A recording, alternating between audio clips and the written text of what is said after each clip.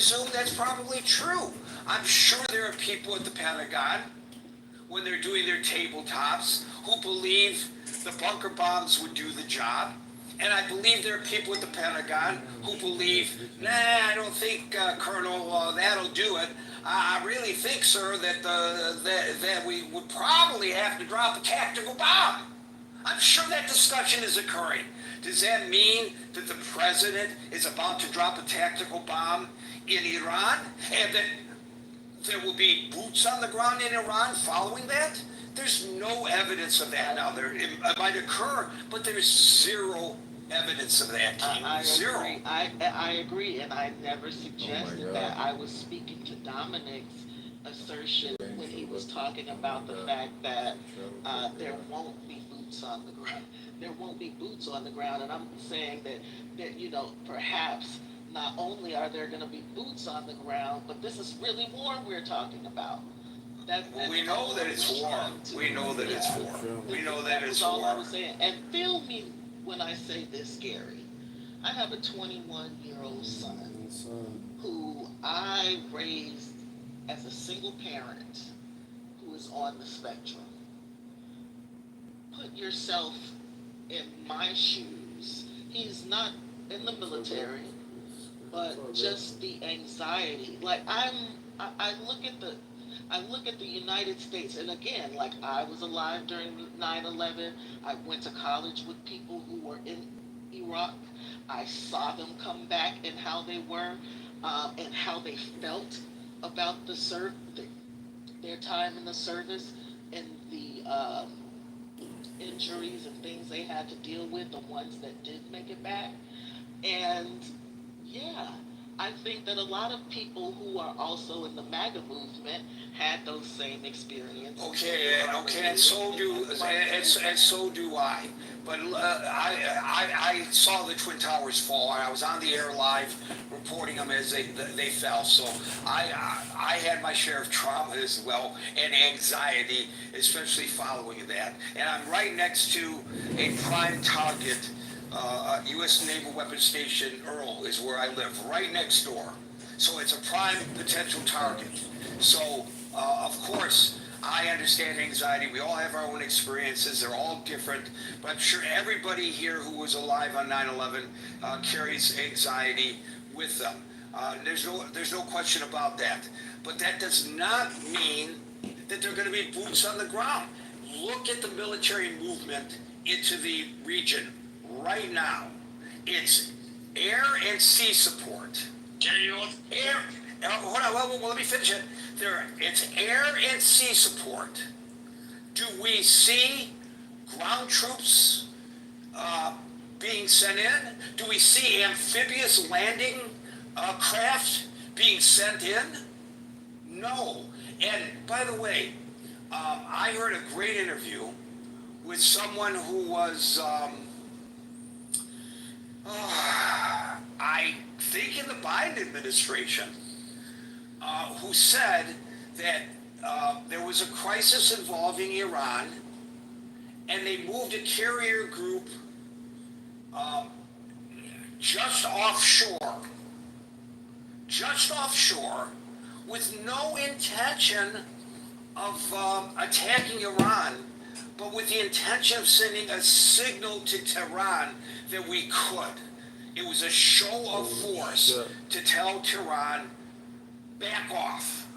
Just like a single bombing raid on Libya, one single bombing raid on Libya caused Gaddafi to back off, and one single supersonic attack, that's right, that's all it was, that shattered windows in Damascus, caused Assad to back off on certain things. Sometimes you show force with no intent of using it, just to remind people that you have the force. There are no movements, and I'm sure it would be all over the internet if suddenly if the President of the United States decided to activate the National Guard, not to prevent LA from burning to the ground, but sent them all to Iraq Just about. for a potential imminent attack on Iran, I would say, holy shit, we got to worry about that. But I don't see that happening. Do you? Being removed herself was, but All right. I didn't remove her, by the way, if that's the question. no, I know I'm just saying it to her if she was removed by someone else. I think maybe she left on her own. But there are no infantry troops being moved into position. And yet we have all this screaming and hollering, we're going to get into a quagmire. Well, maybe we are. And I hope we're not. But there's no indication that there is any intent to do that. Unless, of course, the government is absolutely bold-faced lying to us, which is a possibility, that the president, even though he's been this big non-interventionist, even though he's degrading our troop strength in support of NATO, all of that, even though he's not providing the kind of support that the neocons wish that he would for Ukraine, all of that, maybe his hidden agenda is to go turn Iran into the 53rd state. 51st being Canada, the 52nd being Greenland. I don't know. Do we give up on the Panama Canal? And then the third one being Iran, with a little nod to turning Gaza into Trumpville. So there is a more comparable use of B-2s at least. During the Biden administration, on Biden's way out the door, he ordered the use of B-2 Spirit aircraft and bunker busters, GBUs, to go after the Houthis. And it didn't go to Congress, and the gang of eight, as I understand it, may or may not have been briefed. I don't know about that specifically. Probably were.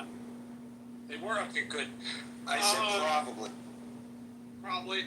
Well, my point is that the aircraft were used, and we've been... The Biden administration had been targeting the Houthis directly for at least a year or so under the Biden administration, and we didn't get into a quagmire. And Biden could be argued to be more of the Washington consensus candidate than Donald Trump is, meaning he could have been more amenable to intervention than Donald Trump seems to be. Can you mention that John Now, I just Kitover think compares that's an the interesting left 16 live stream to thing to compare, really noting that the strike on Yemen as a sovereign country, even though, as I understand it, the country is in the middle of trying to figure out who its leader is. Come on, do it. It's Friday. There seems to be the use of U.S. military assets in that way, and it was okay for Biden to do it, and now it's not okay for Trump to do it. I'm not a giant Trump fan, but as Anson would say, the great divide when it comes to military power is really destructive for U.S. national interests, in particular the comparison, whether it be left or right. As Anson said days ago, politics really should not enter into discussions like this. Right. Okay. And also, at this point, I know there's been a lot of back and forth, which I contributed to, but we're going to move right along because it's 6:18, and I got to get out the door to go to work. So let's move rapidly now, and we will now go to, we have two Davids on the stage now. David G. And David G., I want to give you the opportunity to clarify, because I think you believe I misinterpreted you yesterday when I cut you off. Yeah, just real briefly, I just wanted to say how it sets a dangerous tone to leverage, religious positions with regard to international affairs and use of military might. That was kind of my general point there. I mean, we have people of all faiths, all stripes, atheists that serve in our military around the world. This should be about the sameness of the decisions and what's best for the American people, what's best for the state of Israel, the world at large. And I think we need to focus on the human side of things, not necessarily through the lens of not God is watching us and picking who chooses to win or not. So I hope that clarifies my point. So anyway, I think Israel needs to really evaluate this decision. I think diplomacy is the way to go. I think while taking absolutely serious the threat of Iran's ability to further enrich, I don't think bombing Fordo is gonna necessarily stop them from. First of all, they need to find out where all the enriched uranium is, and so long as Iran can hide those capabilities, the repercussions of bombing and further inflaming the area has a lot of unintended consequences that the United States people are willing to engage in. And I think what they need to do is go around and pull, ROTC bases and the military. The name escapes me.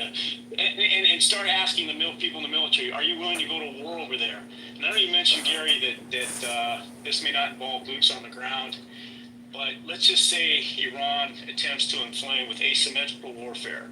We have military bases that are within minutes of missiles in and around the area, in the Gulf states, Iraq. And how do we tell the loss of life that may be incurred there, that their sons and daughters died for a just cause? So I think we have to really navigate this seriously. We have all the evidences, we have all the history of what happens when we get bogged down over there. We talked about Afghanistan. There's a great quote there. It's where empires go to die. And, I think Tucker Carlson's onto something, even though he isn't entertained. I think he is speaking very clearly about, how much bandwidth we have economically and otherwise to fight these wars, and where should we be deploying our military capabilities for the threats that we really need to go after. Vladimir Putin brought up a great point, and this guy's a bloody murder killer and what's going on in Ukraine, but he justified his Ukrainian invasion based upon what we did in Iraq. And now he sees this incursion as another justification, potentially. And what are we telling the world at large, our adversaries like China, that they can then maybe go into Taiwan because they're justified? So I think it's very important. I think within this 2 weeks, I hope that Israel stands down. I hope we find a path toward an agreement along the lines of what we have with the JCPOA under Obama, under the 5 member nations of the Security Council. Let's put that deal together. I don't care that Trump crashed it or not. I think he needs to get that back in play. And I think there has to be the guardrails. There has to be, and I don't think the Iranian regime wants to fall. The JCPOA didn't address one really important structural part of the overall picture, which is Iran's use of proxies.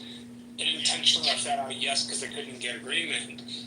But any deal that we deal with that deals with nuclear stuff should entail the proxies as well. Well, that's right. Yeah, negotiate that in there. I mean, look, I want the region safe, and I know this is a very hotbed issue for a lot of people in the room. Living in Los Angeles, I have many Iranian friends. I have talked to the sons of generals who served under the Shah, and I've asked them point blank, what the hell happened over there? And one guy told me point blank that the Shah could have taken out the Ayatollah. He had a general willing to intercept the planes coming back from Europe, where the Ayatollah was being housed, and he said he would die an execution death to do that for the state of Iran. But the Shah did not want to create a martyr to the Ayatollah, and we saw the rest of history what has happened. I don't know how factual all this is, but every Iranian I've talked to who's lived over there, who has the military connection, has supported those claims. So my point with this is the Iranian people here in Los Angeles, they want regime change. They want a peaceful Iran. They want to go back to the legacy of Cyrus and the inclusion of all religions, and where the Jewish faith prospered some 3,000 years ago. So you know, to continue to bomb and to continue to fight and to continue is just, I don't know how we get out of this, Gary. And with regard to Iranians, the 9/11 we just talked about, the blowback from Bin Laden and from the Afghanistan war, it's just never going to end. It's never going to end. And I think we have to start by fixing the Middle East. Saudi Arabia, France, they were going to have a meeting in the UN regarding the two-state solution, and this breaks out, right? So I think that ultimately, if we can fix the Middle East, I think we're going to have a much safer planet. And it starts by getting this Iranian checked on their nuclear capabilities. Let's not throw their country into turmoil. Let's not create some sort of faction within the faction that's going to be more reactionary. And we've got neighboring Pakistan. We saw what they did to destabilize our efforts with the Taliban, and they were a nuclear actor. So, you know, these are very difficult situations here, Gary. That to Trump and his national security advisors and Tulsi Gabbard, this guy's got to figure out who he has running the show, because he picks Tulsi Gabbard when all the Democrats wouldn't vote for her, and there was a segment of Republicans that vote for her either. He picks her, and then he says she's wrong about the intelligence, and she oversees and she's the head of 17, 18 national security agencies in this country. She has the facts, Garrett. She has the evidence. Otherwise, what it is it all bullshit? You know, we saw how Trump told his FBI with Putin that there was no interference in the Russian elections, and he sided with Putin. So, what is this guy doing, Gary? I mean, what are we doing here? You talk about the left and the right. Well, he's been handed everything he's ever wanted, and yet he still can't seem to message properly. You know, that says properly, but if you're talking about like restraint and use of military assets, Trump is merely the symptom of the problem. This is the thing. Like, He's a mistake. No, hold on. You don't do this so much, but I know a lot of other people on the Democratic side do. And it's that Donald Trump's the king, he's the dictator, he's the source of all of the United States' problems. The only reason the executive has so much imperial power is because every president has accrued yet more power than the previous president. And here's the issue. That's nonpartisan. That doesn't get the Republicans to be able to point at the Democrats and say, well, you're more powerful than we are. It doesn't get the Democrats to be able to point at the Republicans and say, but you're the king. You're the dictator. Because when you truly have to get to where we are, it is the need of Congress in both parties to reassert their prerogatives and do this, and not do it on a partisan basis, as Chris Coons and Chuck Schumer did. They did it on a partisan basis, but they were absolutely and completely fine with President Biden, with a mere executive order, ordering a strike on the Houthis using bunker buster bombs, using B-2 Spirit bombers that cost $2 billion a piece.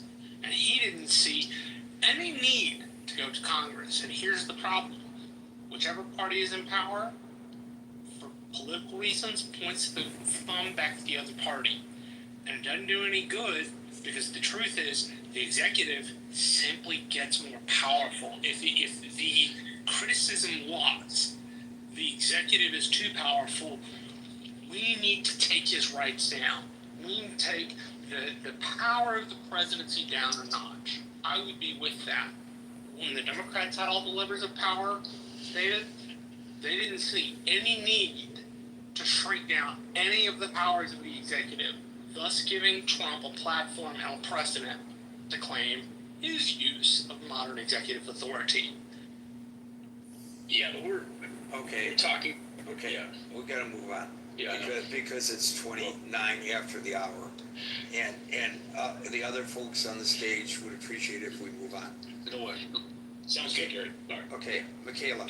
Yeah, I have a meeting in 1 minute, but I was an organizer for the Nuclear Freeze campaign back in the 80s, 1980, and I think it's time that, I know that Trump is interested in disarmament, and I think it's time that maybe this will trigger the world to start working in that area. But I really, when Israel started this, they knew that they'd need the U.S. to provide to the bunker busters for Fordo, and so I don't like that. I don't like that. And I think that Trump waiting gives time for the people of Iran to do something now. They've been trying for years. This is their time. This is their time. So I hope and pray we have a miracle like when the Soviet Union fell. It fell, boom, like that, with no warning, without violence. I'm praying for something like that again. I gotta go. Thank you, Michaela Saman.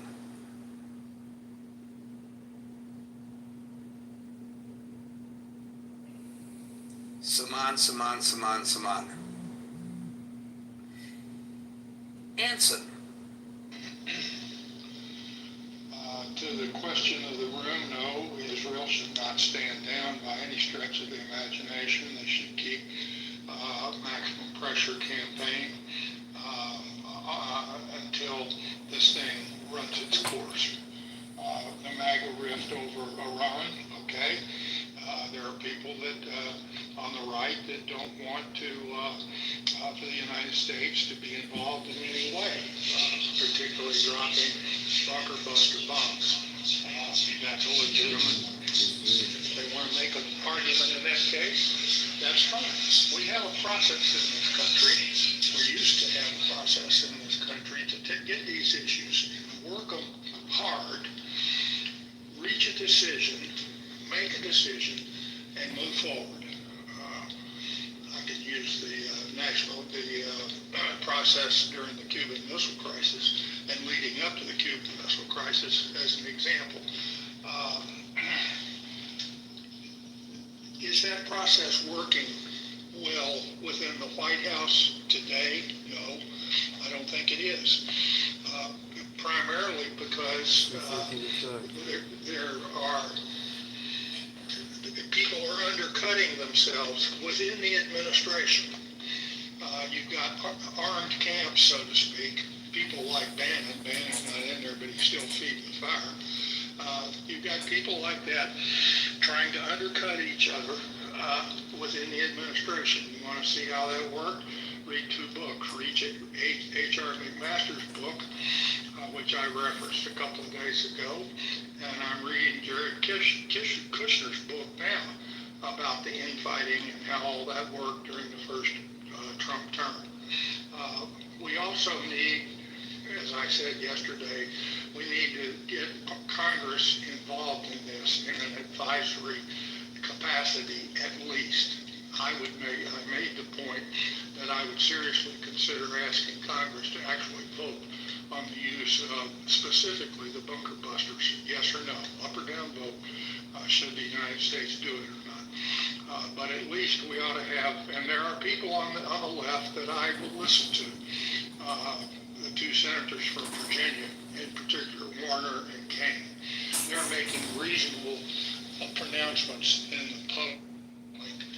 And at least Warner, I think, is the minority leader on the Senate Intelligence Committee, and he said nobody's asked anything of either one of the House or Senate committees.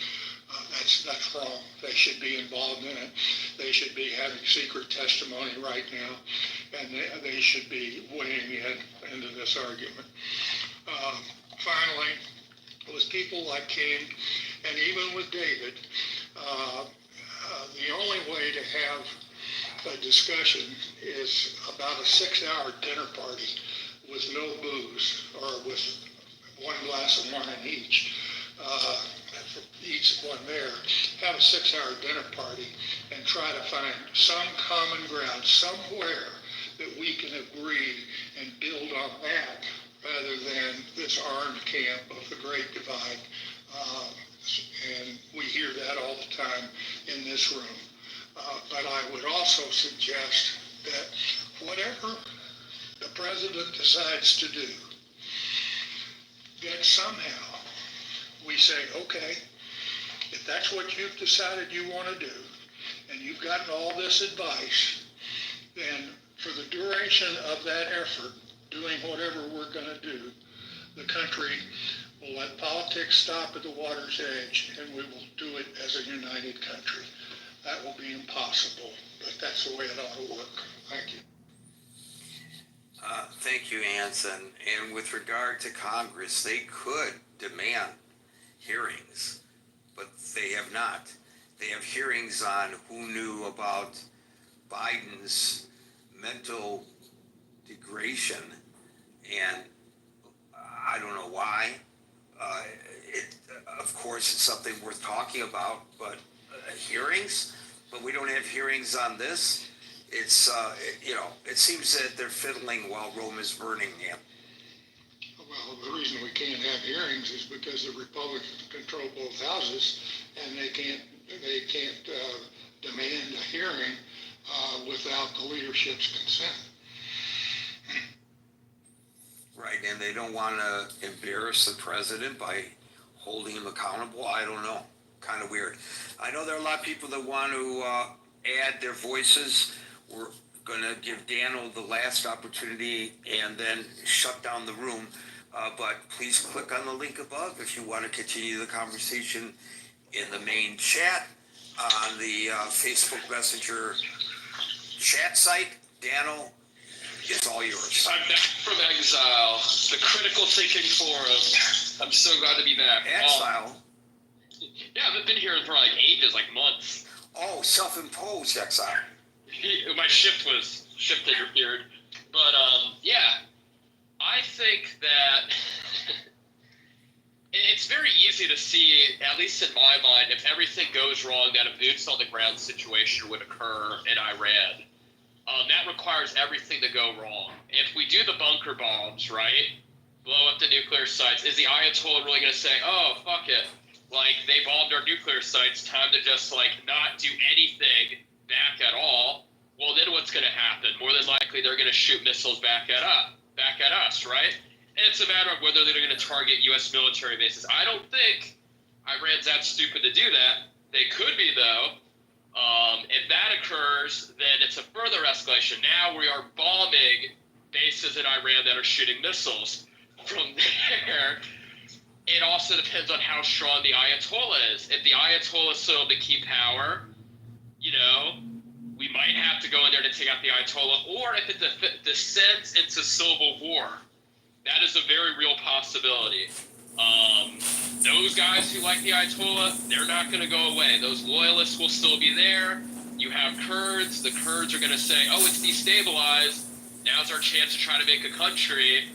And let's be real, like, the moderate factions in Iran, like, what are they? Western educated college students. That's the same moderate faction that was fighting against the Ayatollah.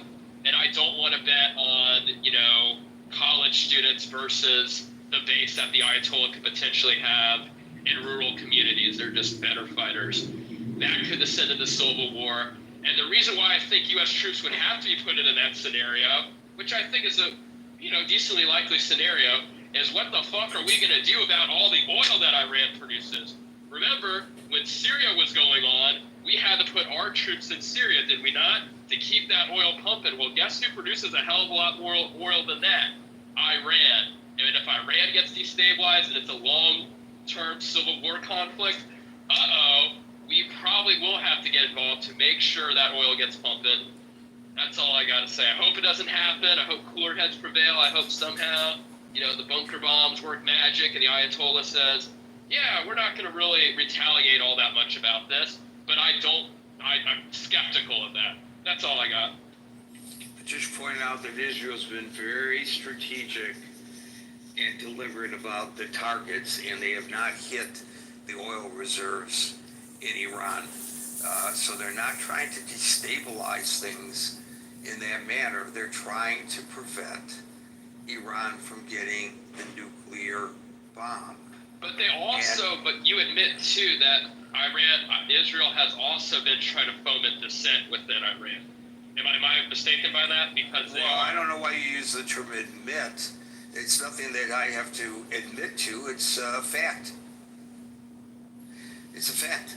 Folks, they would like to see regime change, but I don't think that's the primary goal of the prosecution of this war.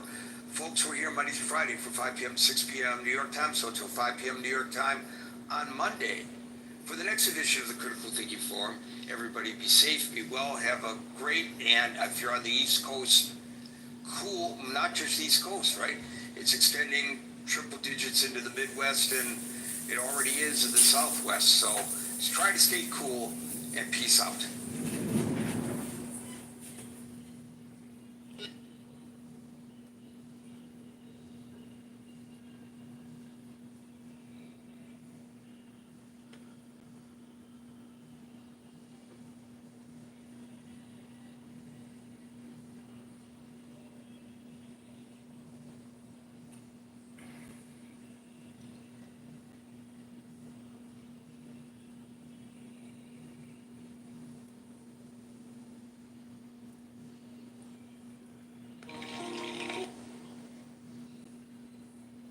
Но при этом, вот, к сожалению, да, он из таких считает, но если раз уж начали, да, значит, нужно делать, потому что...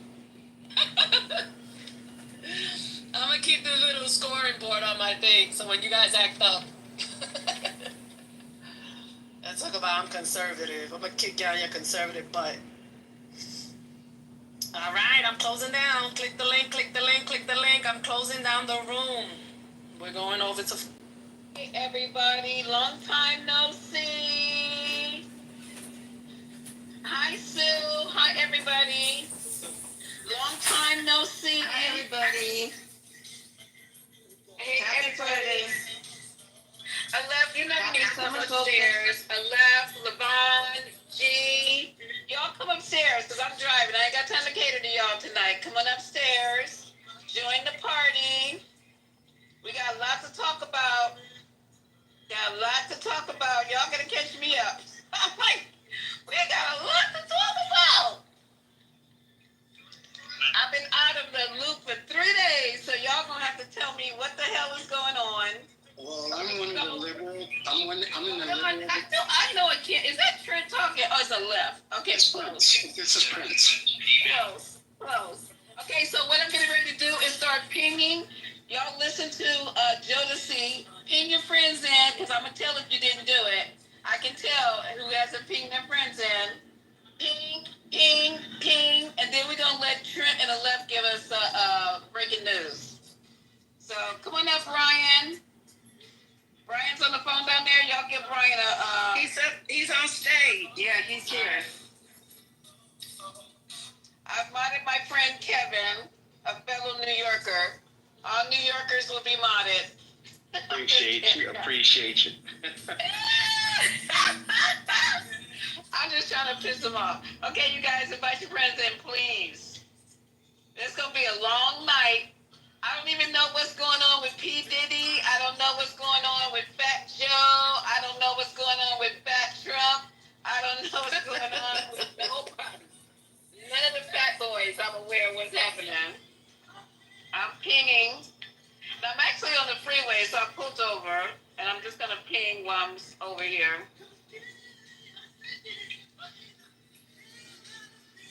Come on up, Levon. Give me some breaking news, girl.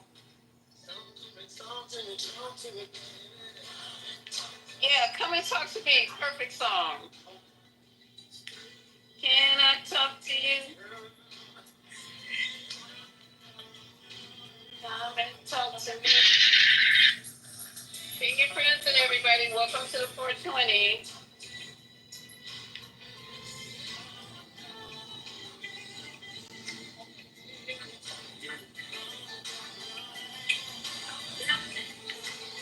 I'm down at the bottom pinging. Ping your friends in. If I can pull over on the freeway to ping, y'all can ping from the comfort of your recliners and your wheelchairs. Just ping them in.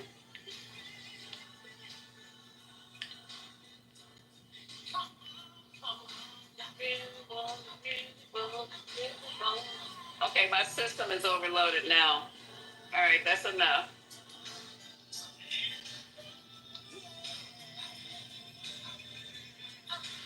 It is Friday. Hey, come and talk to me. You know, I'm gonna start using that for my intro song. talk to me.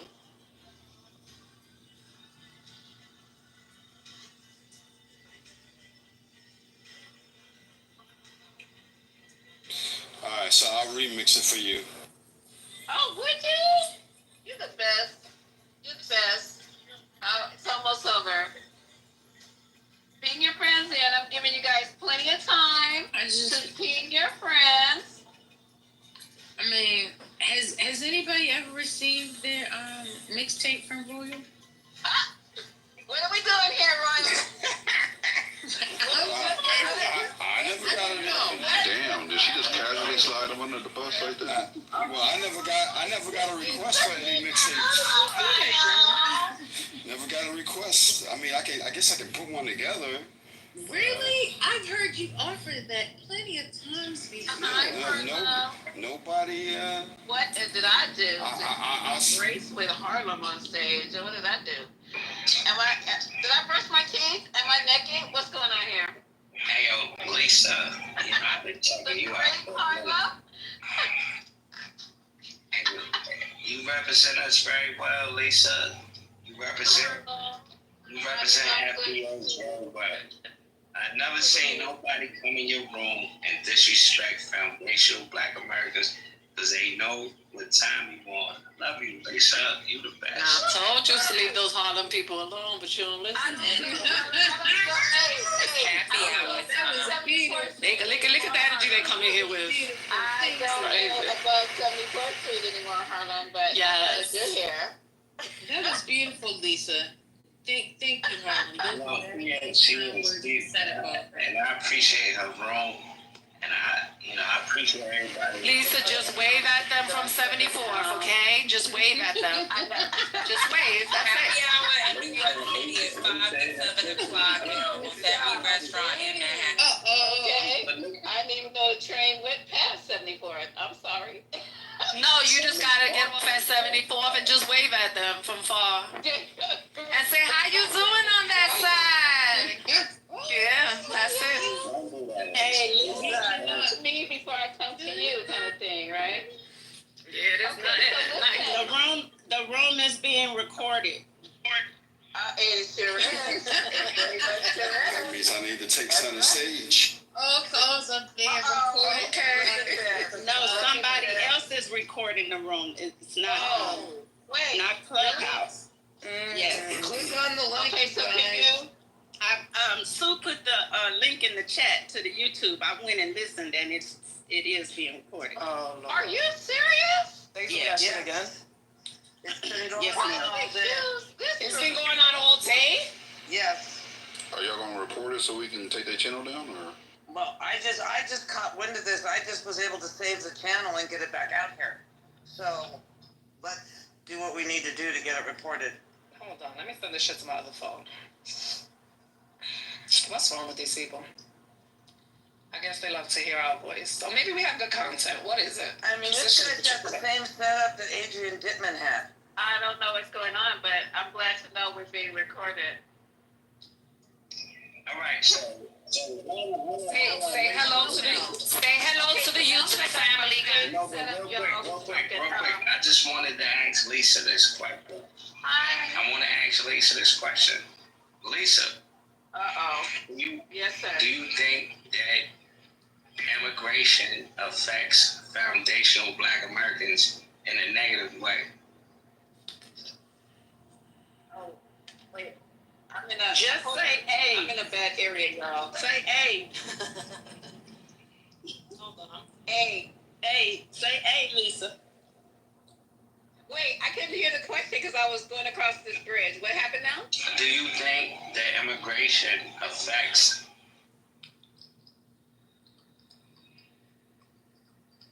I still didn't hear it, y'all. Who's talking to me? Is it Harlem? Yeah, this is Harlem talking. Wait, hold on. Where? Give me a minute. I gotta get across the bridge. Give me a minute. Oh God. Give me a minute, Harlem. Is this man Finnedy's cousin? Is this man Finnedy's cousin? Sound like. Sit down, Harlem. Sit down, Harlem. You're not doing nothing. You ain't got nowhere to be. Just sit right there so I can watch you. Ooh, guys, are we gonna record this or what we gonna do? I love this room. And this is a real New York room, so I'm chilling. Yeah, I see the YouTube channel, guys. I logged in from the other phone. He has like what 6 phones on top of a desk. Then he has. He's just a weirdo guy. I mean, the fact that we're paying him attention is getting him views. I mean, strategically, this room is being recorded, so technically, I mean, I don't want to talk about the obvious. It's something different when you don't have it. So I don't know. Well, first, let me ask you a question. Are you FDA or are you like an immigrant? Let me know. I don't discuss such information. I don't know you, sir. Respectfully, but thank you for asking. Okay, Harlem, I'm off the bridge. Now, what did I do with immigration? Now, I want to ask you, do immigration hurt foundational Black Americans or do it benefit foundational Black Americans? I understand that you already have a room titled Trump Undermines Intelligence. I don't give a fuck about that. I'm asking you a simple question. Do you feel like immigrants hurt us or help us? Like, I feel like it hurts you, foundational Black man. So what you're saying is just separate from me. You're not a foundational Black American woman? I'm just saying to you that I'm recognizing who you are. I'm giving you your grace, your props. No, but I'm asking you. I'm a foundational Black woman, of course. Absolutely, that goes without asking me. And I think immigration hurts y'all because I'm not going to elaborate. We'll have to talk about that. Why would you separate yourself from us? Did I separate myself from you? Never. Well, you say y'all as if you're not a part. I said y'all because that's the way I speak. But I mean, I would never be separated from a foundational Black man. Never. All right. So once again, do you think that immigration hurt us or benefit us as foundational Black Like, Americans? this is a midnight conversation.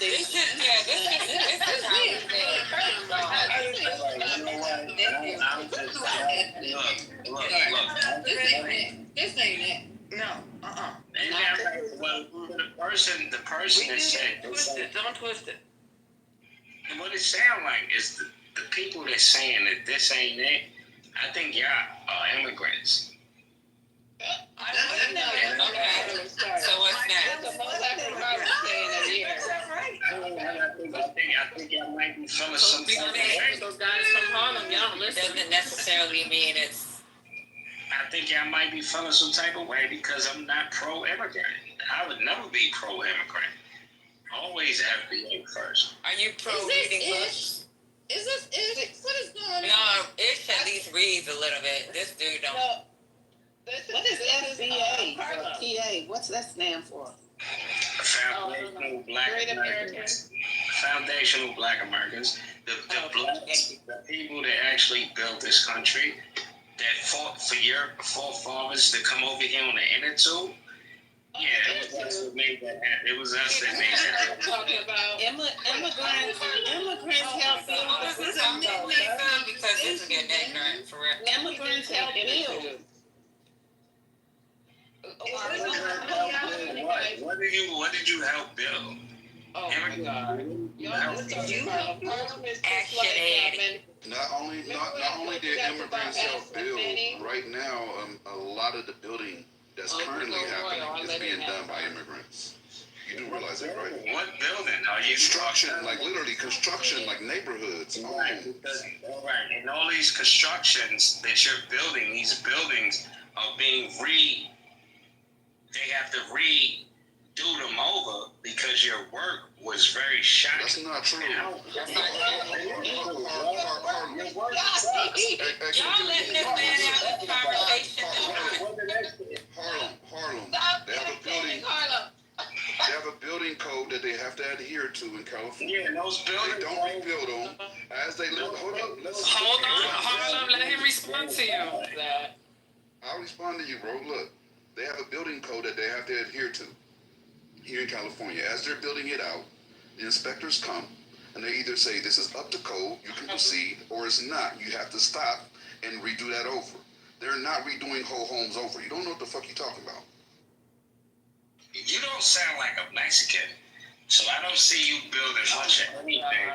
But at the end of the day, the job that the immigrants have been doing is being recalled. A lot of these jobs are being recalled. Okay, yeah, he hijacking the room. Let's get back. What were you saying before you started speaking? Being recalled. No, now you told you stop talking to these Harlem guys. Y'all don't listen. I told you stop giving it. I ain't been on Clubhouse in a minute. You gotta stay away from Harlem guys. Work around it. Work around it. Yeah, because I'm just saying, this woman is immigrant, nigga. Work around. Like, and at the end of the day, Sir, why are you calling somebody a bum, sir? It's not he's a fucking immigrant. I thought white people He is not an immigrant, sir. You think working on my mixtape right now and talking about Harlem, he's not an immigrant, sir. What are you talking about, bro? Harlem. See what happens to your brain when you live in Harlem? Alright, chill, listen. Breaking news. Go ahead, newsbreaker. Breaking news. Levon's gonna give us the breaking news. Levon, go ahead, you got it.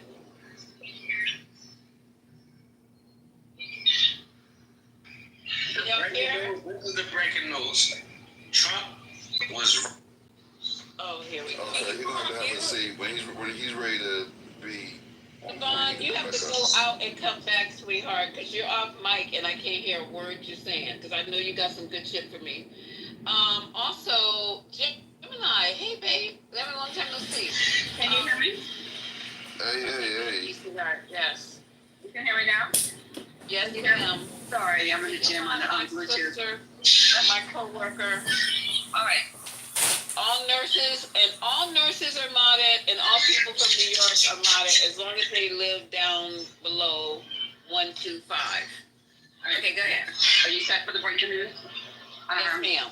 Okay, so Khalil Mahmoud, the student from Columbia that was arrested and detained by ICE from, I guess, organizing the pro-Palestinian speeches, and his wife reported him and didn't allow him to see the birth of his baby. He's finally being released. The judge ordered that he be released by today. He ordered that last week. He ordered that today because they have not charged him with a crime. So that's a win for free speech. That's a win for free speech. Also, you guys heard earlier in the previous room, Trump basically stepped on the DNI, Tulsi Gabbard, and stated that she didn't know what she was talking about because they quoted on her testimony that she did to Congress 3 months ago in March that Iran is not making a nuclear bomb and that the Supreme Leader, Khamenei, had not authorized Iran to start making a nuclear bomb. And when Trump was confronted, he was like, whoever told you that, they don't know what they're saying. And they said, well, Tulsi Gabbard, your DNI person said that. And then he said, well, she's wrong. So he stepped all over her. And she just came out on Twitter an hour ago and said, the liberal media is trying to twist my words to sow division. I stand with President Trump, so she's compromised. He probably made a phone call and tell her to go say our message. Now he's doubling down and telling us not to believe what we heard her say 3 months ago, that they were not making a nuclear bomb. So that's that. And the last thing is, Israel is, I mean, this is common practice. They're suppressing any type of pictures or any type of media to show what damage has been done to Tel Aviv or any of the cities that were struck by Iran bombs. I saw that. They trying to suppress, you guys, the damage that's done in Israel. You have to.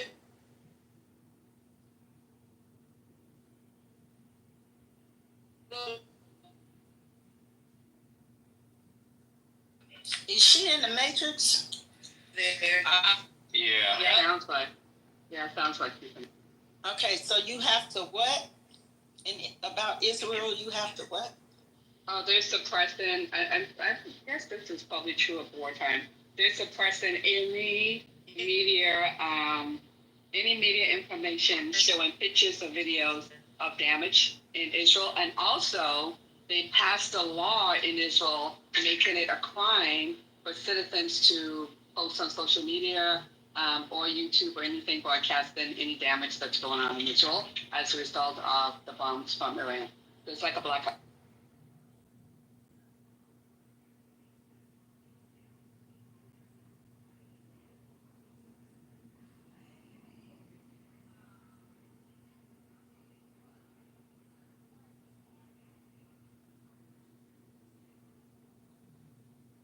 Hello?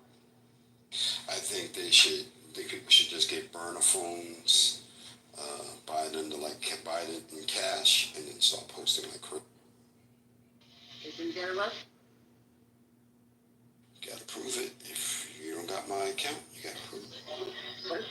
That's true, or get a VPN. Get a VPN them. That too.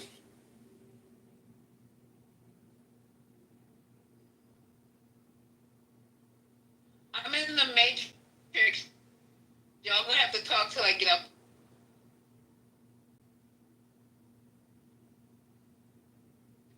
I don't know. You know, that's kind of scary.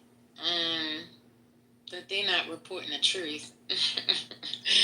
And then you want people to make a decision based off of the truth. Y'all don't find that awkward?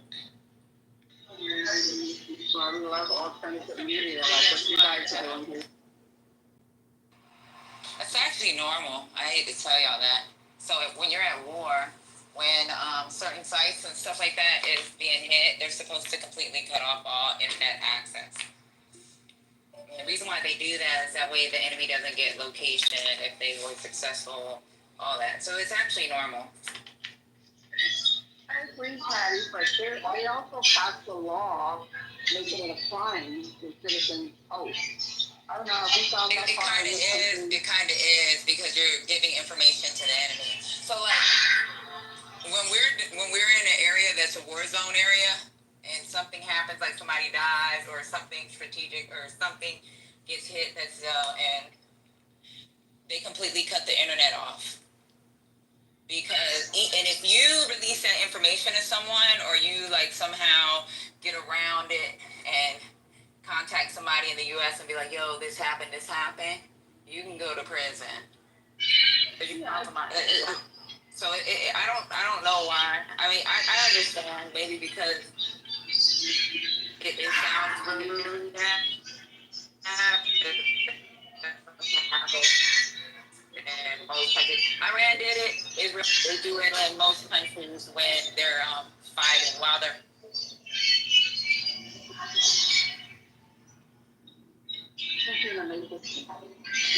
What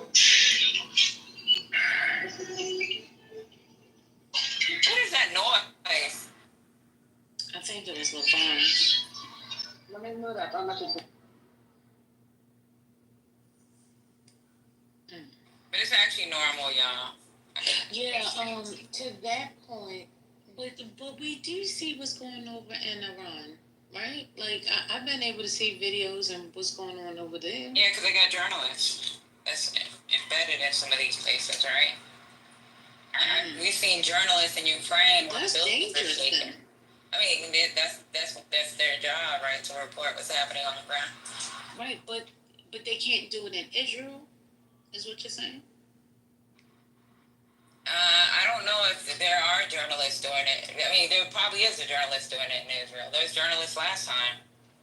But like, if you're living in that area, if you had.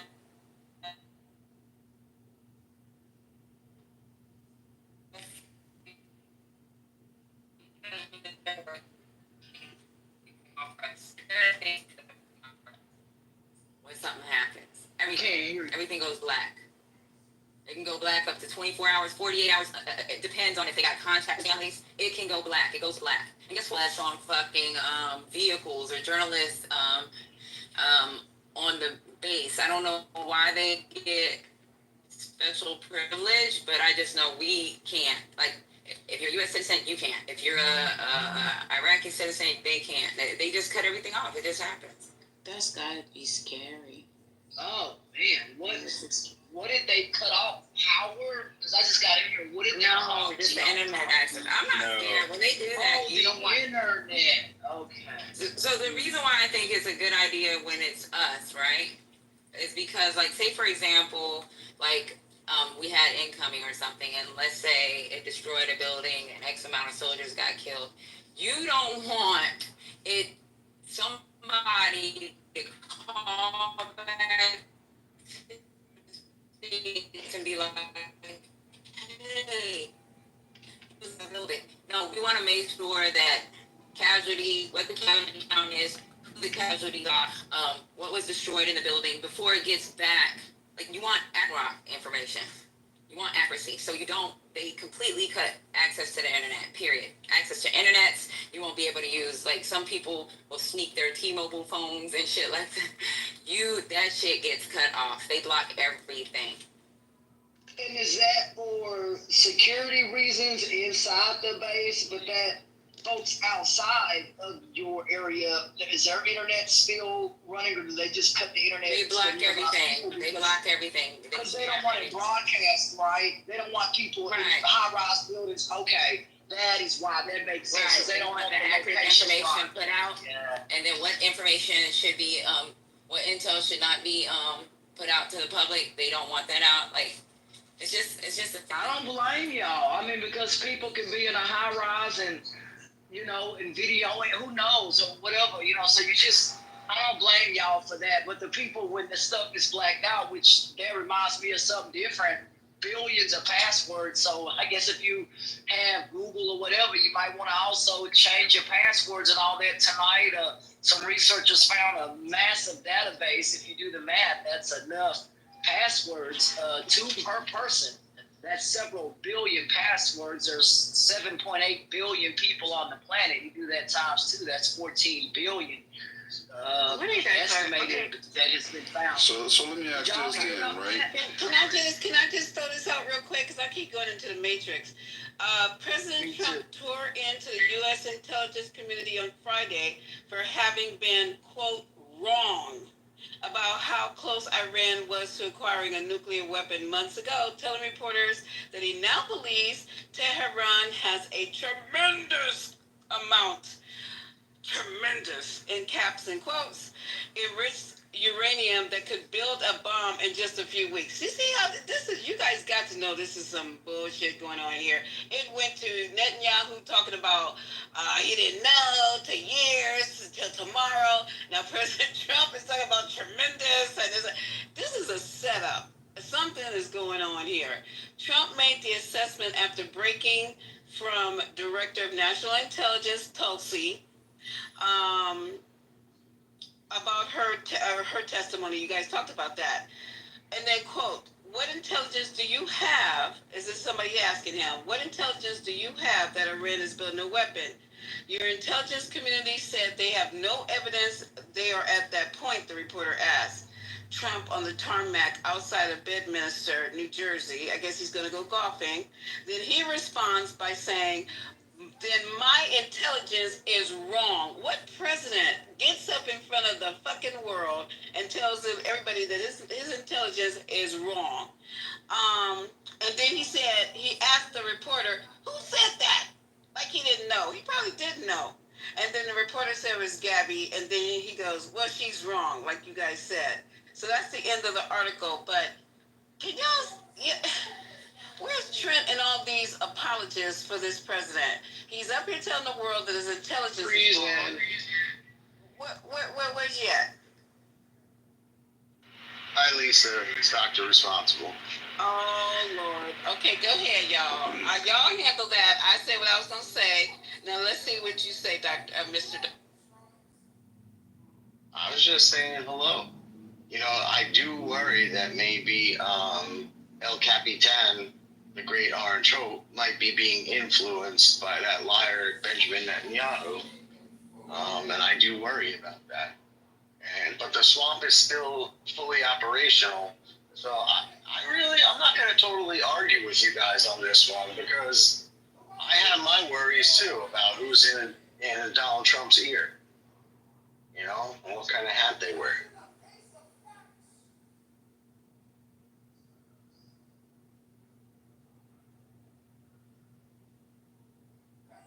So are you admitting to the point or the idea that you could possibly be backdoored? Say that again. Be backdoored. What does that mean? I'm asking, you said you're worried about someone or who's in his ear. Well, that someone obviously, I'm thinking you think is a threat to you or to America in some kind of way. So that's what I'm saying. So for you to have that thought, to me, means that you think that he possibly could side with whoever might be in his ear. That's what I was saying. Yes, I get it now. It's always possible, right? It is always possible, but I also know that he says stuff many times to create crazy reactions, and then he makes another decision. But it is possible, and I think that Benjamin Netanyahu, I don't think he's a demon, but I think he is a threat to the America First agenda that all of Trump's supporters are looking for, and the no wars if possible. Those two policy platforms are important to us, and I would think that Trump wouldn't stomp on those lightly because they're his platforms as well. But we'll. I have to give you a round of applause because I don't know about Lisa, but I appreciate your honesty. Lisa, did you hear that? Were you on the bridge still? Because he's the first to at least admit. I heard, Dr. Mister, Mister who, whatever, because I don't like calling people doctors who are not really doctors. Ricky, his name Ricky, just call him Ricky. Yeah, Slick Rick. See what I just did with that, Slick Rick?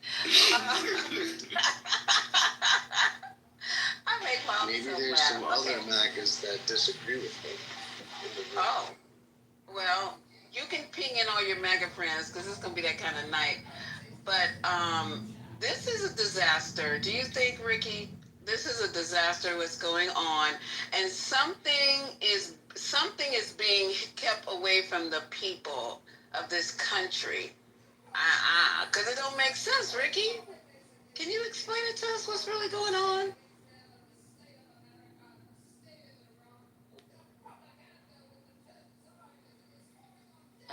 The MAGA Slayer is concerning, though. It's concerning, though. America just you might not be able to get back. Come on up. Yeah, because you got too many blocks on you, baby cakes. Right? Here's Miss April. Breaking news, April. What's happening in the world? Because I'm asking y'all to do breaking news till I get to the computer desk. Well, I have no idea what's happening in the world, but I do know that I can go nuclear on the stage right now. But I see from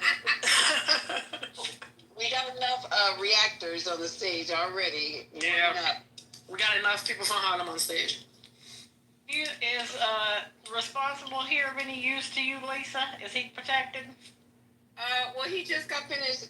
First Lady just gave him a round of applause, so I can't mess with Lisa, that. you want breaking news? I have it. I don't know if it was discussed. Thank you. No, it wasn't. About the tech people being sworn into the army or something as lieutenant colonels. I'll post the link. Yeah, from the reserves or Palantir, Meta, and all that. That's right. Explain it to us, Patty and people. How is this? But this is all going while we're distracted with other things. This is actually happening. Does this have anything to do with the fact that they're doing a $200 million lease on ChatGPT? This also the AI guy. Hold on, let me find the article because this is literally happening in front of our face. But we should check the other things. They're literally taking over our government. FedScoop. FedScoop.com. Wow.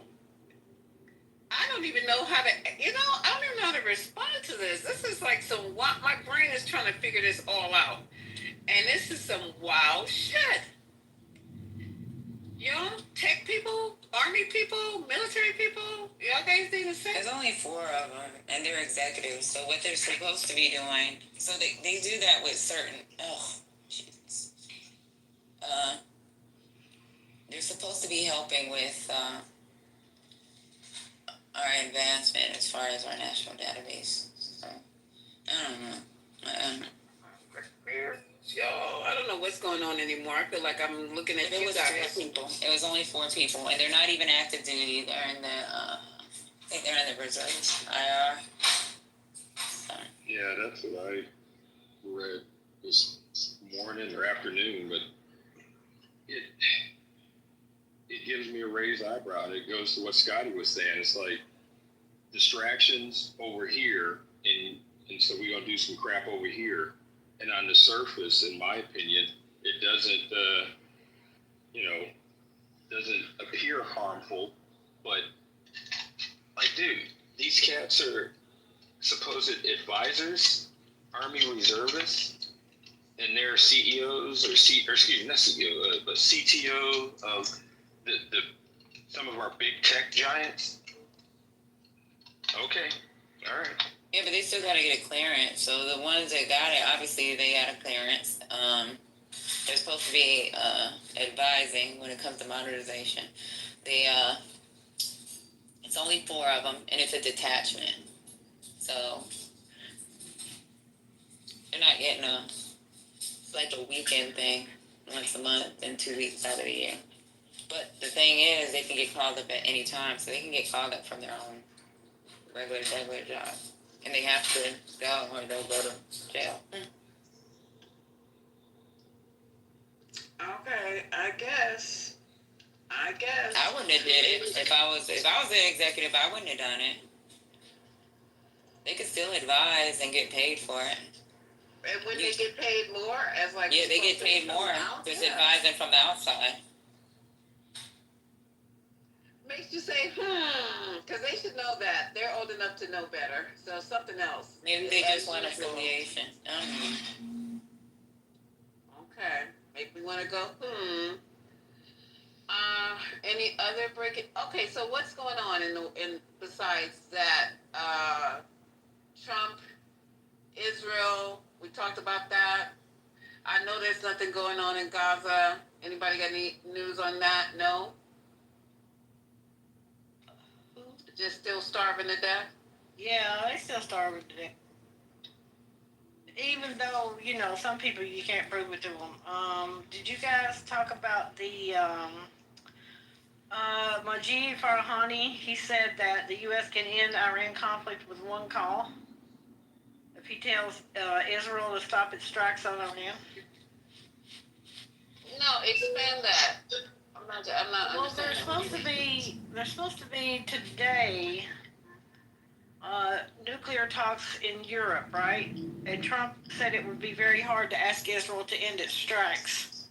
And Iran says that's a condition for meeting with the U.S. to have some kind of talks about it. And so apparently Trump is not making that call to Netanyahu.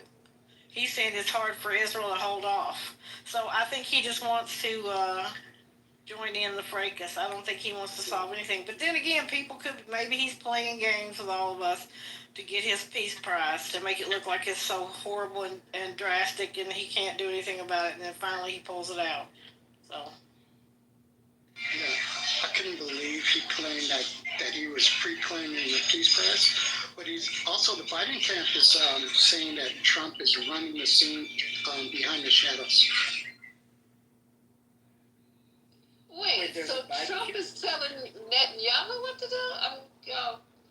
Talk to me like I'm a grade school. Talk to me like I'm a... So the Democratic side is saying that Trump is actually behind the scenes running this.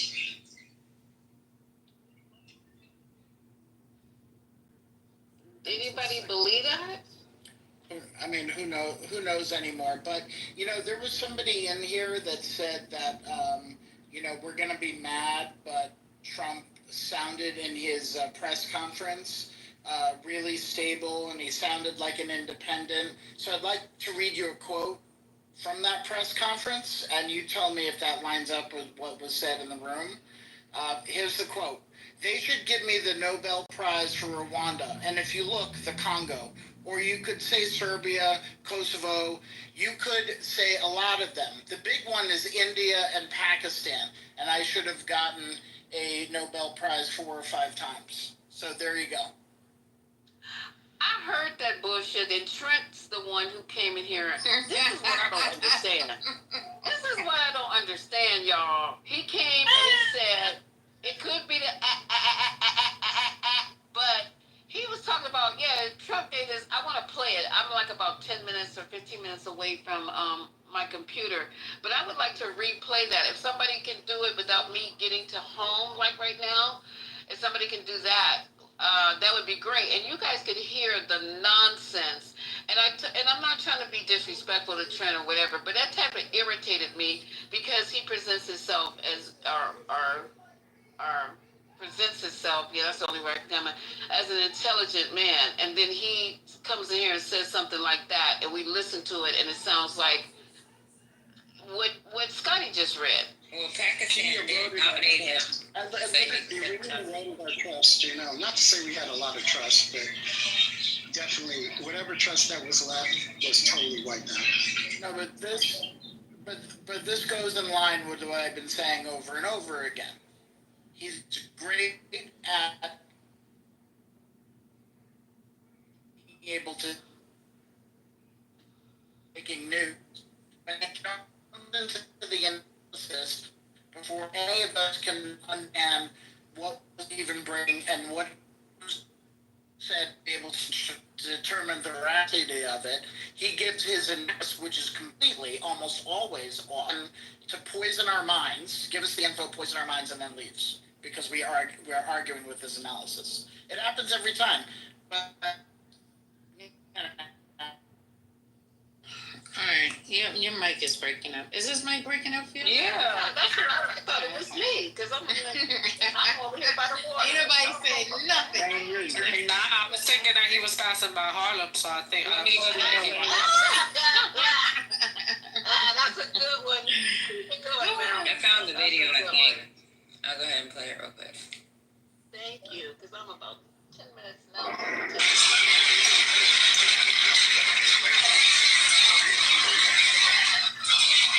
Thank you very much. Mr. President, do you expect Facebook and also TV to go forward? We'll talk to you later. Mr. President, you managed to get this deal done. Some say, a lot of people say that when you managed to do that to get a Nobel Peace Prize, do you think that you'll be able to get all the hostages back home? And what will happen if you hear from the Israelis? They'll never give me a Nobel Peace Prize. What will happen if they deserve it, but they will never give it to me.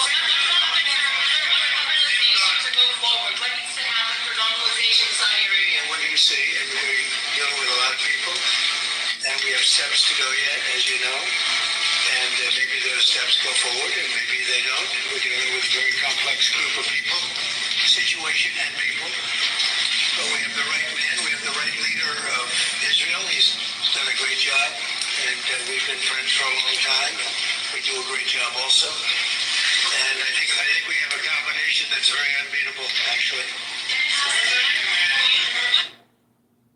That was one. There's a bunch of them. That's him saying he deserved it.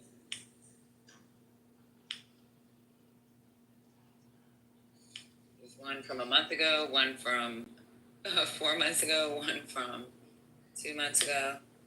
But he did get nominated by Pakistan. I saw that. But what did he do? What did he do that was instrumental? I saw that. Did I miss it? Diplomatic pivotal leadership. That is what it was cited on. It doesn't matter if he did anything. It said he ended a ceasefire after several days of cross-border shelling. The escalation followed a terror attack in Jammu and Kashmir that killed 26 people. The announcement was made by Pakistani's government. The government of Pakistan recommended Donald J. Trump for 2026 Nobel Peace Prize. The government of Pakistan has decided to formally recommend Donald Trump for the 2026 Nobel Peace Prize in recognition of his decisive diplomatic intervention and pivotal leadership during the recent India-Pakistan crisis. So remember he had hosted the Pakistani's army chief And when they had that meeting, he was talking in his pocket. And broke him off something. Smart enough to all know that. Yeah, we all know what that's about. And can I ask a question too of the smart people in the room? He's complaining about the Congo. He should get a Nobel Prize for, he said, the Congo and Rwanda? Can somebody explain that to me? Maybe I missed it somewhere or something. I missed.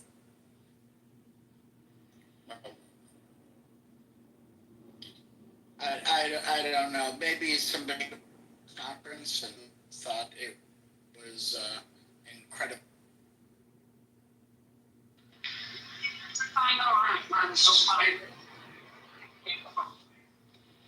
Scotty, we can't hear you. I don't know if it's me or if it's everyone, but I think you need to go down a little bit further, maybe to like 65th or 84th Street. Is that better? It's probably good that you don't hear me most of the. No, I can hear you well now. I thought it was just me, but I think your mic was like a little disrupted. Go ahead, Scotty. Oh, I don't even know what I said. I just assumed that everybody knows why Pakistan did that. You know? No. Can you tell me why Pakistan, did he get broke off something or some kind of agreement? No, they're just trying to gas up. They're trying to gas up Trump, and the easiest way to gas him up is to, applaud him or give him an award or nominate him for something or whatever it is. Stroke his ego. That's all it is. It's not for doing anything legitimate. That's what anybody trying to get, in bed with Trump or get favors from the American government under Trump would do. Can you imagine Trump, you guys, as a Nobel Peace Prize winner? Anybody? No. Hell no. Nobody. Hell no. That's why he hasn't won one. That's ridiculous. He can't even spell. He can't read. Does anybody else have whiplash, or am I just pissed the fuck off? He definitely doesn't have anything peaceful about him. That's for sure. This is just all a scam. I feel like every day we get up, we being gaslit, scammed, roads set up. It just feels like every day I feel like we're just being gaslit, or like they say, played with in front of our face every day. Girl, I got gaslit for real by somebody sent a message to my phone saying, "Oh, we see that you've had an outstanding parking ticket for 8 years." And I'm like, scam. And that's what it was. And my husband got one for something about jail. I don't even know. This morning, it was dumb. But you know why it feels this way, Lisa? Because it's what it is. We know that Elon got access to all of our information.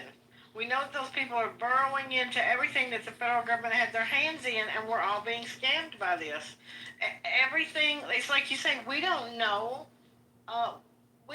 Anything that you say Trump could be doing, we got to go double check because it sounds plausible, right? It's just the weirdest, craziest things that he could possibly do sound plausible.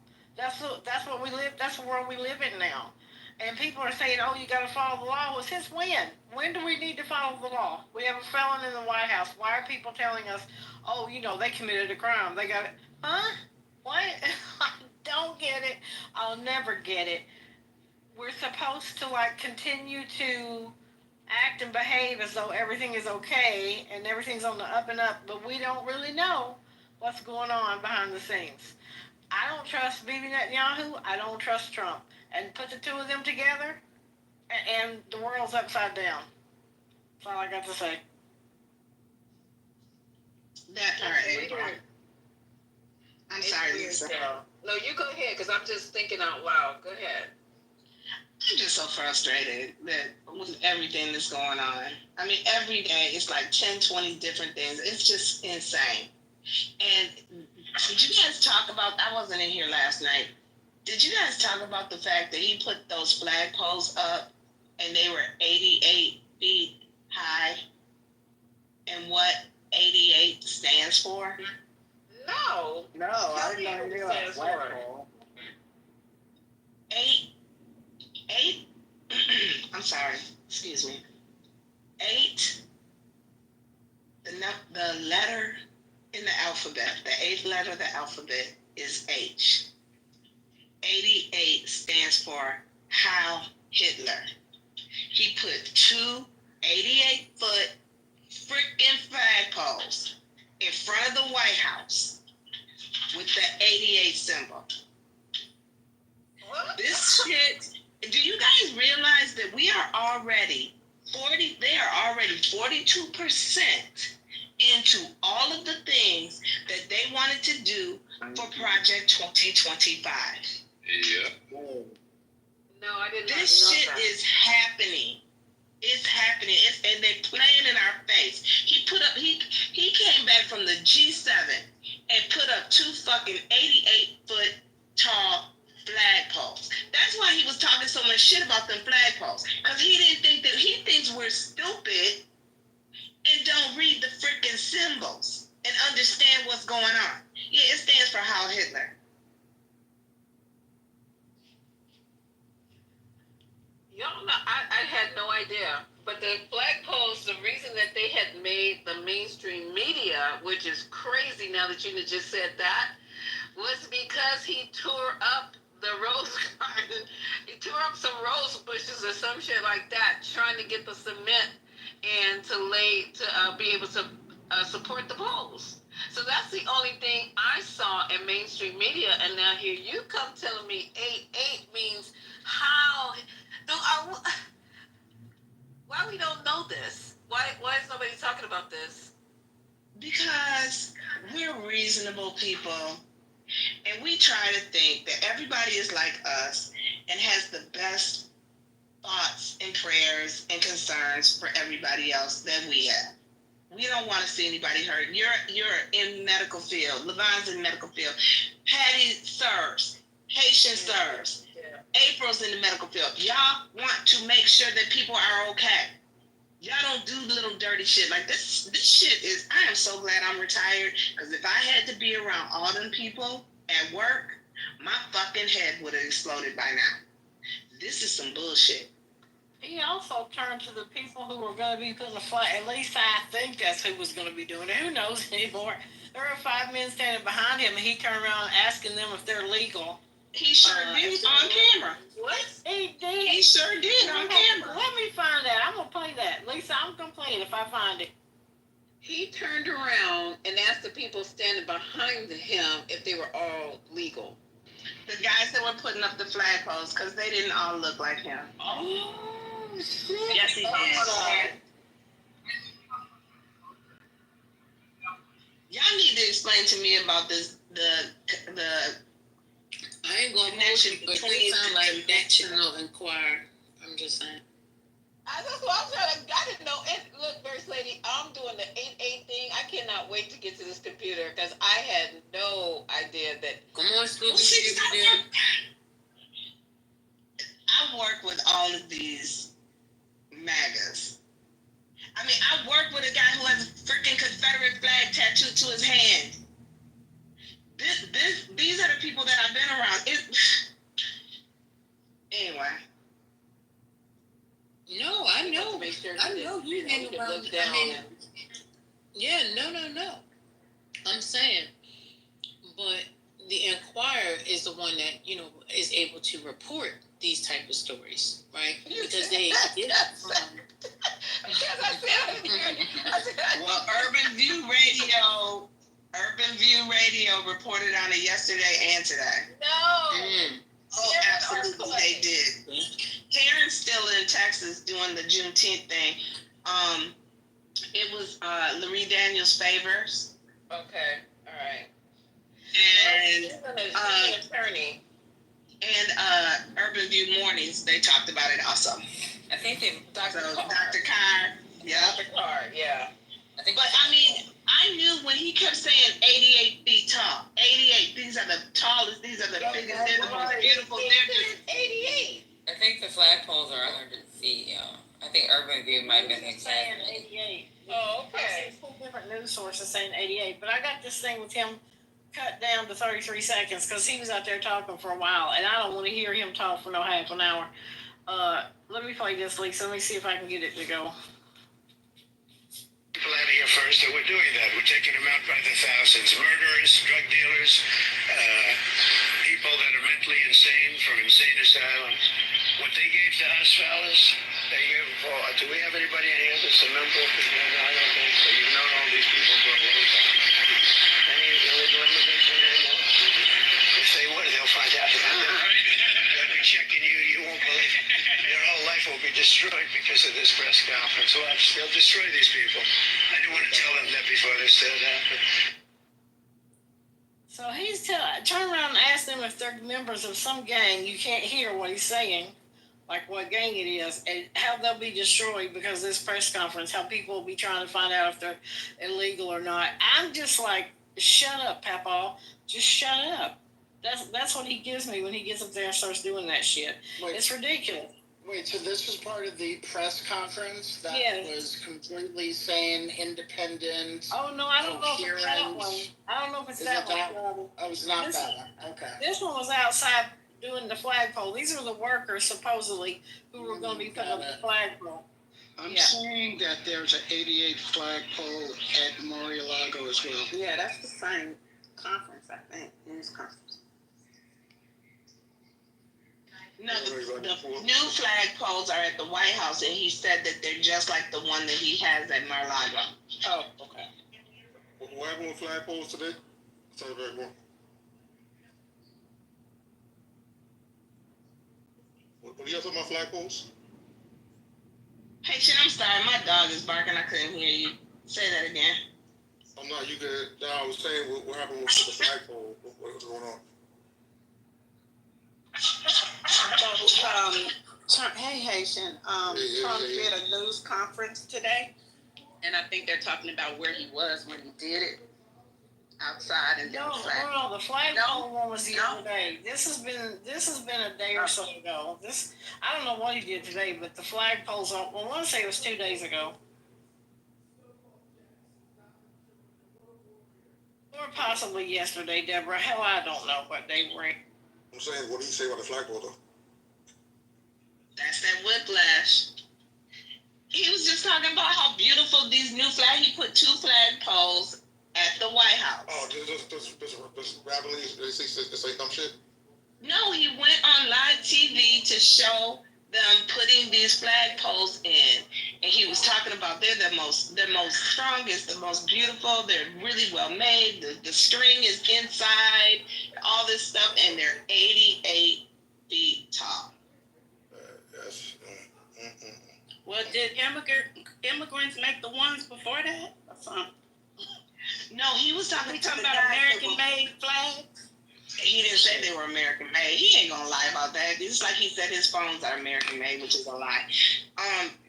He was talking to the guys, the crew that was putting them in, that was setting them, and then he's looking at them because it was like 3 or 4 white guys, and then he's looking at the rest of the crew, going, "Are you guys illegal? You know we're gonna find out if you are." I mean, he just went totally off base. What I started to ask y'all is, what does the correlation with dementia and those doggone things on his legs? What is the correlation between the two of those, as far as him losing his shit? So he was fined for the flagpole that was 88 feet tall in Mar-a-Lago. Also, the 88 is very, very popular. It's a mnemonic. It's not just like some random or little used symbol. That's what I was telling them. I'll put the link at the top about the 88-foot tall flagpoles.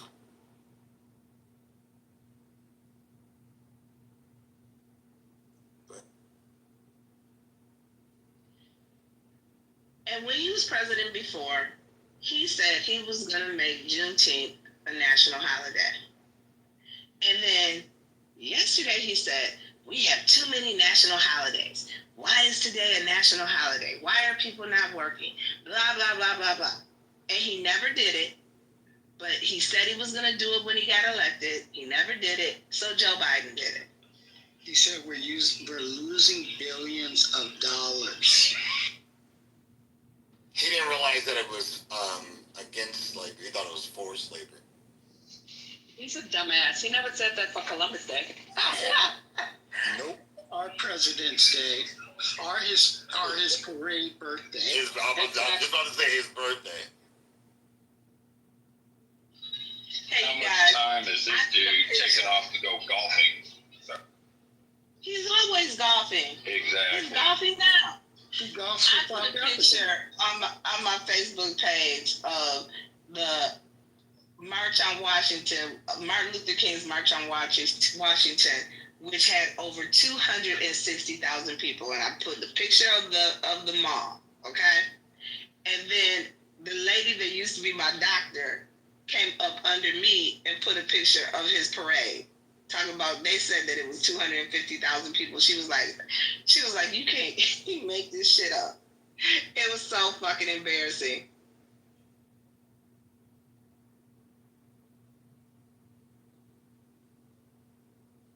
Because my mother and my grandmother were both at the March on Washington.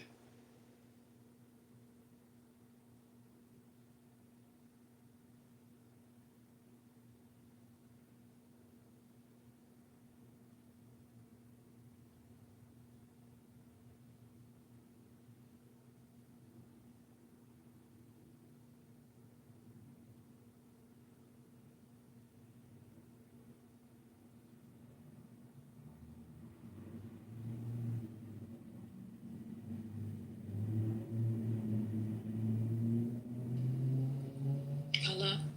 I'm not sure if anybody. Oh, I'm sorry, First Lady. No, go ahead. I didn't know if my phone was going on. I was away from the phone a little bit trying to get me some dinner together, but as it relates to Trump and the war, or the potential for war, I heard someone say something about the Nobel Peace Prize. And I'm thinking, because he can't run for office again, he has to do something.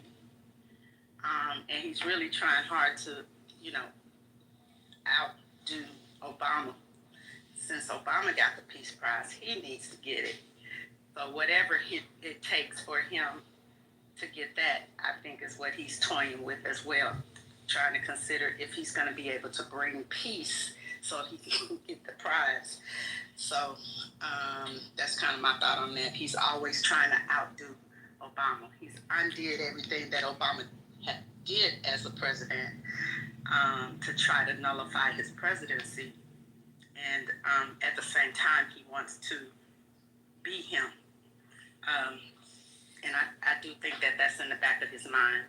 I think it's more about that than it is the actual what's going on, in my humble opinion. I'm going to offer an probably unpopular opinion. Imagine that. I don't think Obama should have got the Peace Prize that early, certainly. That was in the first, 7 months of his term? I thought it actually lessened the impact of the Nobel Peace Prize, and it should have been later in his term. It just seems so fucking absurd when it happened, with all the shit going on, and I just think it lessened the credibility of it. And it's one thing to give it to him later in his term, or his second term, or whatever, but right away, within 7 months, it seemed kind of... No, you're right. I agree. I agree with you. I agree. Yeah.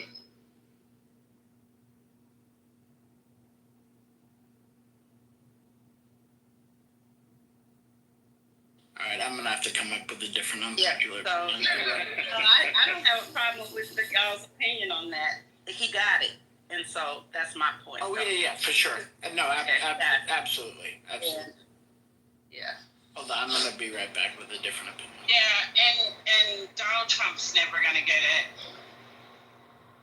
You can ask Info, you can ask anybody. He's never. Oh my God. Never gonna get it. See, and I was slow on that, Sora. I thought you was talking about the magazine. Oh no, I was there with her. See, I'm distracted over here. I need a nap. I'm sorry, my phone is tripping. I don't know what's going on here. I can't even. I don't know. I had to leave. Just missed one of the best jokes of the week. That's what you missed. No, I'm getting ready to go to the computer. Give me like 3 minutes. But you tell me the joke in about 5 minutes. I'm sorry? Computer love. Yeah, the moment Computer love. Okay, got you. All right. But at the end of the day, does he really need to make popular decisions with his base or otherwise? He not running again. So does he really care? Oh no, he can be as terrible as he has been, so it doesn't really matter. Yeah, and they were talking today saying that him wanting to go into war, wanting to wage war, that maybe that would make him more popular because he's so pissed that his poll numbers are so down, and just everybody is just mad at him because I mean, hell, the gas prices here in Michigan are $3.49 a gallon. I mean, they went way up from 2 weeks ago. So Yeah. everything he says is a lie. I think he's concerned about the opposite, that people are not really for this war, and people are already pissed about the whole tariff situation.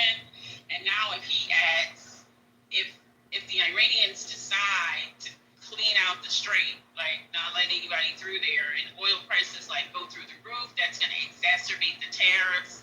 I don't think he wants none of that. I don't think he wants none of that smoke. So I don't know. It'll be interesting to see what he decides, but I don't know. This isn't a popular effort or effort. Back to the Peace Prize. Yeah, he wants the prize because it validates him. He needs that. He loves having his ego scratched. As I think somebody else said, it really, really matters to him.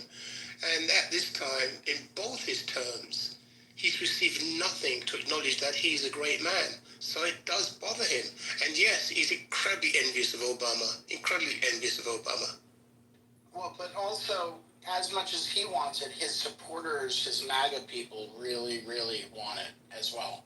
Because they need all of the awards, all the accolades that regular leaders may get. They want to bestow it on him as well, or have it be bestowed on him as well, because it gives him more credibility to his presidency, which they know inherently is completely not credible. Oh, I get it. They don't understand the concept of the Nobel Peace Prize. I get it. Another breaking news, Lisa, I forgot to tell you. The FBI released some documents saying that there was allegedly fraud during the 2020 elections, and Trump is tweeting or truthing away that Pam Bondi have to assign a special prosecutor to look into election. He just won't let this 2020 elections go. So that's the latest thing today. He is basically telling her she has to, what's the word? It's not assign. You guys know the word I'm trying to find. Waste resources? Is that what you're trying to say? No, he wants it to. It's a pseudonym for a special prosecutor. Appoint, thank you, Dr. G. Yeah, I had brain fog just now. Appoint a special prosecutor to look into the 2020 elections because he's saying there's definitely fraud. And Kash Patel is doing his bidding, and I don't know, I didn't even look into it. Some bullshit stuff that they dumped, allegedly saying that fraud was committed. So we're probably going to see some more people prosecuted, or we will see if she's going to. She just had some ethics charges against her from the Palm Beach, Palm Beach, oh Lord, the board, it's not a board, it's like for lawyers, like the Lawyer Association. I think I'm calling it the wrong thing. All right, yeah, that's it. They just, I think they filed, or they found her, I think they filed ethics allegations against her in Palm Beach. So we'll see. For something she's doing now, or when she was in the state, at the state, Florida State? I can't remember. I want to say previous. I'll go back and look. I'm not really sure. I looked at it and I don't remember.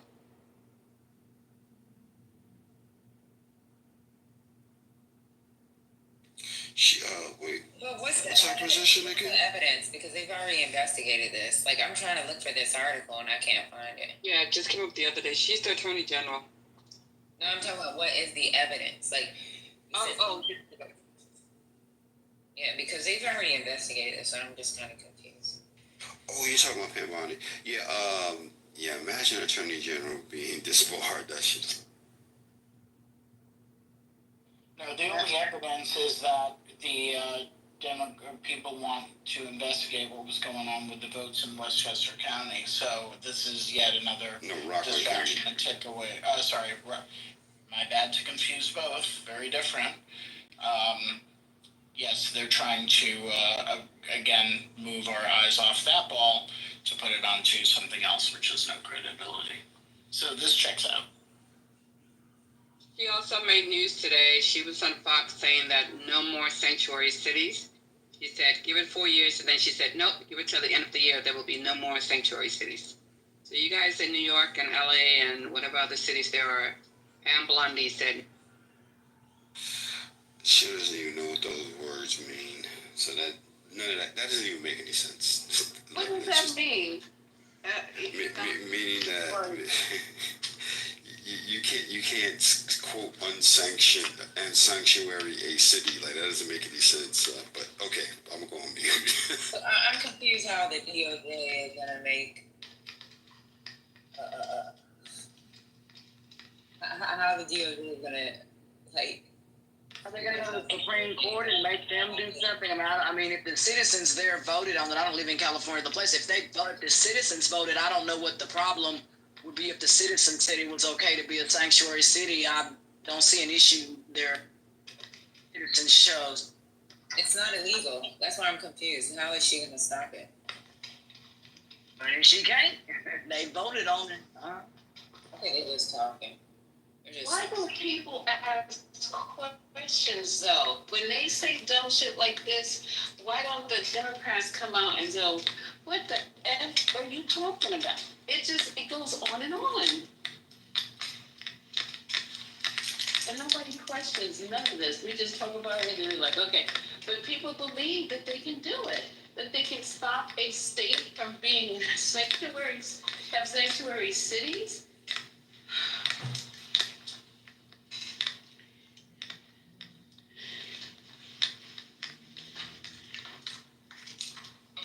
I'm not sure why we're saying they can't do it. I mean, they could do it illegally like they're doing everything else that has to go to court. I mean, it has to be fought in court. And you know, they've done damage before it makes it to court. And I think that's the purpose, is to just do the damage because it's for the base. So whether it's on paper, whether it's a law, that is no longer, or on sanctuary, as Royal said, it doesn't matter to them. I mean, don't we understand that now? It doesn't matter. They will move as if they've done it, and it'll have to be challenged in court. But by the time and when they have the cameras there to show what they're doing, that's just more red meat for the base. It's already been challenged in court. They've been caught in a type. What'd you say, Patty? It's already been challenged in court before. They have to Google it, but court cases where this has been challenged already. Yeah, judges laugh it out because it's like, okay, first you got to tell a state, right, that their cities can't have their law enforcement, like, just not look at people who are, quotes, you know, illegal, right? Like how you supposed to enforce that? Like, really? But it's not. It's not enforceable. It doesn't even make any sense. The reason why they don't, we know why they don't enforce it. But it's not. It's really beyond the law at this point, because once they bring all those ICE agents in there, it's gonna cause people to flee. People won't come, and so it'll be just like the border. So in effect, whether the city or the mayor or whoever wants to provide sanctuary, if people aren't coming or people are leaving, it doesn't matter. So it's the fear and the intimidation that's going to make it effectively not functional. Yeah, and I think that's the only way they'd be able to do it. But legally, they like commandeering law. Let me look it up real quick. Give me a second. I know it's supposed to. Give me a second. I'm going to mute myself before I speak on this. I saw on our computers and stuff today. Some other breaking news, Lisa. I think Trump lost his defamation case against E. Jean Carroll. I think it was yesterday. What do you mean lost? What do you mean? I think it was some other. Let me get the right thing before I try to say the wrong thing. Hold on. I think they're forcing him to pay it, and now he's trying to get people to donate money.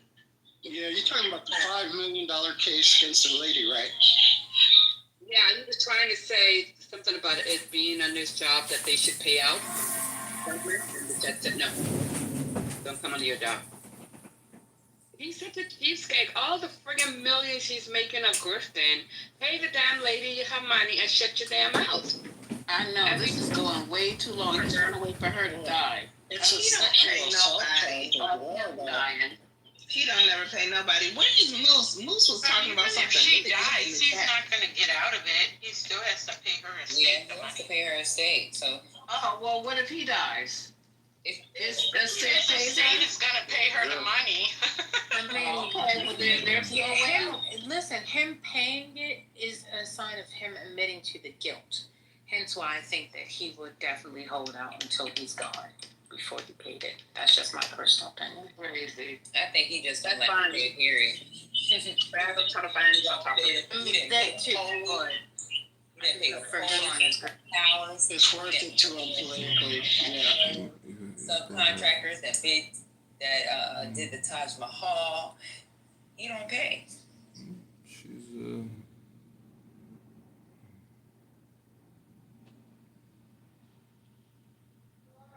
So what's going on? Trump undermines intelligence. Which way? Yours, by believing that he's actually doing something beneficial for this country. Yeah, he's actually going with the prophecy. You know, letting that shit burn over there. Wait, the prophet? So did you guys talk about what? Can we hear about the prophecy burning? I want to hear about the prophecy burning. Let me tell you guys I just want to ask the question. So you guys We were not there. Back in the year 2025, it will be coming to Israel over there right now. Lord. Stop. Please. I'm gonna get messed up. Let the prophecy speak. No. Again. Hey, we're in a modern country, man. Okay? And Trump, like he said, let him fight it out. We need an end to this. You're right. Let them fight it out. Yes. And it needs to end. No, he said no ceasefire. This shit need to end. He's right. Well, why did they send another aircraft carrier over there, man? Like, that just came across the news over here that they're sending another aircraft carrier to the Middle East, to that area. So they're not trying to disagree. This is McCullough. If you guys know how to play McCullough, they have to send another plane because they want to continue to finish the place off. Aircraft, bro.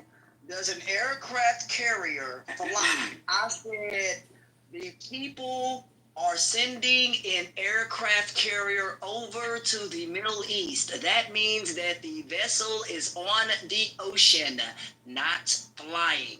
So I'm asking, why in the world, if they're trying to de-escalate something, why would America send aircraft carriers, plural, to the Middle East? That is a listening conflict. Ashton, because you're sending a message. Because you're sending a message. It's not even a message. In the U.S., because it's called Deterrence, Defense, and Flexibility. If Israel run out of weapon right now, Iran will stop. They don't want it to stop. They want the whole place to be leveled down. So they're going to send more weapon and prolong it. And a few more missiles that get through, we'll go ahead and finish Israel out. But America should not finish Israel. Not us. We're not doing that. That's what he said. Y'all entertaining this dumb shit. Y'all better listen to this man. I'm talking. They're trying to bring back the second coming of Christ. So there's no extra. There was already two, right? So there's no extra. There's no extra. Yeah, there already was two. There was one that was already there. There was one that was on board, which was USS Nimitz, and then there was another one that was on hold, right? And that's the third one. Now they received their orders. The only problem is there's this thing called DDF. They call it DDF when it, and it's defense, deterrence, and flexibility. So if something was to happen, then they are able. They're tactically ready. That's it. Tactical ready for us, so we could get hit too. No, they're there to play defense. We're not trying to get involved with that. America has been shooting missiles out of the sky, and things like that. But we're not trying to get involved in anything. America has always kind of had some aircraft carriers there. Sorry? I didn't hear from you in like a year and a half. This is Athens, Texas. You're very influential. I didn't hear from you in a year and a half, and I remember exactly who you are. You're a very smart person. But it's fine. Look. Y'all right now. I'm sorry. I don't understand what's going on. I don't understand it. So listen to this. Basically, this is the map. This was